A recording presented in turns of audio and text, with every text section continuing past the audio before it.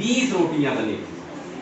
यही रोटियां बनी थी। एक दिन हमारी एक शिक्षिका बहन ने कहा, सर बच्चे तो चलिए खा लेते हैं, एक रोटी में 4 बच्चे खा लेते हैं, महिलाएं भी 1 रोटी खा लेती हैं, लेकिन पुरुषों का 2 रोटी में पेट नहीं भरता। अगर ऐसा होने लगे तो हम लोगों का काम ही कम हो जाए। और कहने वाली कोई और नहीं, हमारी नवचयनित शिक्षिका बहन तनुजा मैडम थी। तो वास्तव में कार्य कठिन है। तो चलिए हम चलते हैं गणित पर। गणित की अवधारणा क्या है? वास्तव में कहा जाता है concept is more important than process and result. अवधारणा जो है वह प्रक्रिया और परिणाम से ज्यादा महत्वपूर्ण होती है। किस तरह? वास्तव में हमारी गणित की कक्षा में भाषा होनी चाहिए और भाषा की कक्षा में गणित होना चाहिए। हम आप छोटे थे क्लास फर्स्ट में सर, तो शायद एक ही पुस्तक होती थी, उसी में गणित भी रहता था और उसी में भाषा भी। कब के पढ़े हैं सर आप? अच्छा आपने सुना नहीं सर, मन से नहीं क्या सर? एक उदाहरण अन्य मनस्कता की बता देते हैं। फिर तब भी पहले यही था, हम लोग छोटे थे तो एक ही पुस्तक में सब कुछ समझे। हमारा कहने का तात्पर्य यह है कि वास्तव में गणित की कक्षा में भाषा और भाषा की कक्षा में गणित। गणित हम पढ़ते हैं तो किसी न किसी भाषा में ही तो पढ़ते हैं सर, या तो इंग्लिश मीडियम में है या फिर हिंदी मीडियम में। तो इस चीज का देखना वास्तव में आवश्यक है। हम कुछ सिखा रहे हैं बच्चों को, तो वास्तव में कॉन्सेप्ट कहा जाता है counting is not important but important is this that how to count. गिनना महत्वपूर्ण नहीं है, गिनती तो सबको आ जाती है। कल सर्वेश सर ने भी 1 2 3 सिखाया था, मैंने भी सिखाया था, लेकिन मुनीष पांडे सर की विधा क्यों अच्छी मानी गई?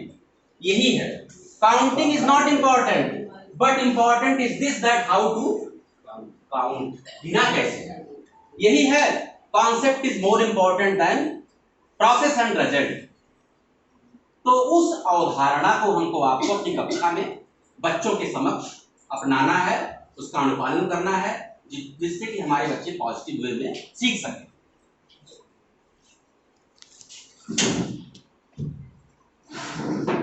एक छोटा उदाहरण, हमारे सर्वेश सर इसी का अनुप्रयोग अपने विद्यालयों में करते हैं। इन्हें गिनती सिखानी होती है तो ये अपने ग्राउंड का कंकड़ साफ करवा लेते हैं बच्चों से। इनके यहाँ कंकड़ बहुत है जहां सर का विद्यालय अवस्थित है। तो एक सप्ताह में इनके विद्यालय के सारे कंकड़, जैसे बरसात होती है तो कंकड़ फिर नीचे से आ जाते हैं, तो सर क्या करते हैं, कंकड़ बच्चों से कहते हैं कि बेटा आप लोग कंकड़ इकट्ठा करिए। फिर उन छोटे बच्चों से उन्हीं कंकड़ों की गिनती करवा लेते हैं। एक मैडम है सर, कमेहड़ी की मैडम है सुनीता मैडम, लेकिन उन्होंने ही बताया, मैंने इस एग्जाम्पल को यहाँ बताया, उन्होंने कहा सर हमारे विद्यालय में आम का पेड़ है, पत्तियां ज्यादा गिरती हैं, तो हम पत्तियों से काउंटिंग करवा लेते हैं, हमारा ग्राउंड भी साफ हो जाता है और बच्चे गिनती भी सीख लेते हैं।